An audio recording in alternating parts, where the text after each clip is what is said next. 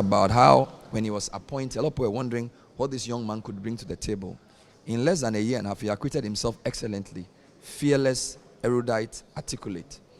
Even though Ajahu, who was more experienced MP in terms of leadership, was his number 2. And Bagbin is now an institution. I don't expect that he would allow Parliament to become a rubber stamp for the executive.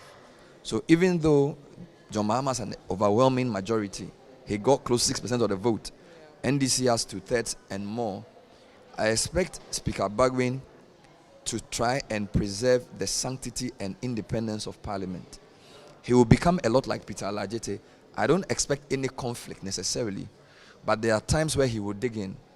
If you look at his posture, you listen to him throughout the years, he believes Parliament as an institution should be built in an image that helps a democracy, which is why I think there were some people in NDC who felt that he shouldn't have been repeated, because when people come to power, they want malleable media, malleable judiciary, malleable legislature. It's normal.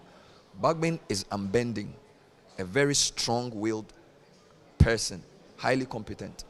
So it will be an interesting Parliament, because even though NDC overwhelmingly has the majority, I'm very sure there will be occasions where Speaker Bagbin will make decisions to favor Parliament.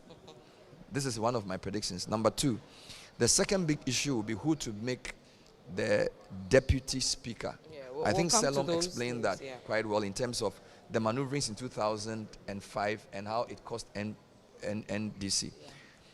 Yeah. If I look at the posture of NDC and the way they are fighting for every seat, they feel really hard done by the MPP in the past 4 years, particularly. If you listen to Kazilato forcing very carefully about his prosecution, I don't think MDC is going to give MPP any gifts.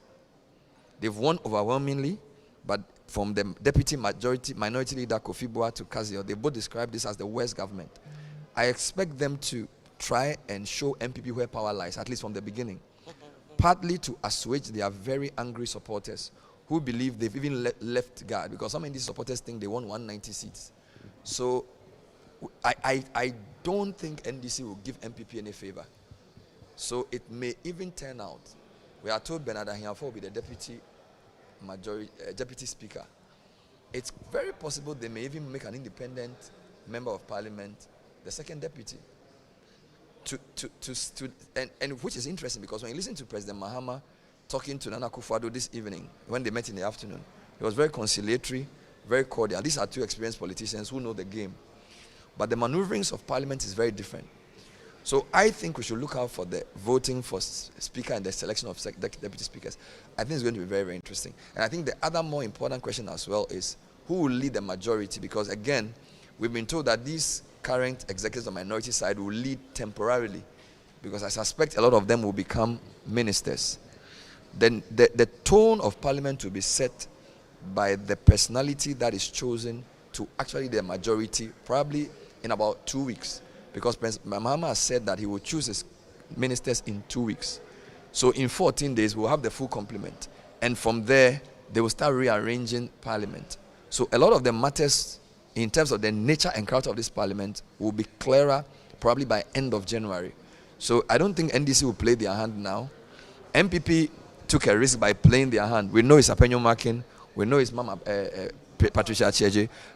Political maneuvering-wise, I think NDC will wait. And they may pull a very interesting surprise for who they choose as majority leader in terms of wanting to use, because, final point, for a one-term president who has to be replaced by competition, who is in the middle of an IMF program, he effectively has 2.5 years. So there's going to be a lot of pressure on President Mahama. So I expect him to choose somebody for his majority leader who will facilitate his very ambitious policies to make them happen within 2 years. Because by the 3rd year, all focus will be on who replaces him. There will be no coherence in government.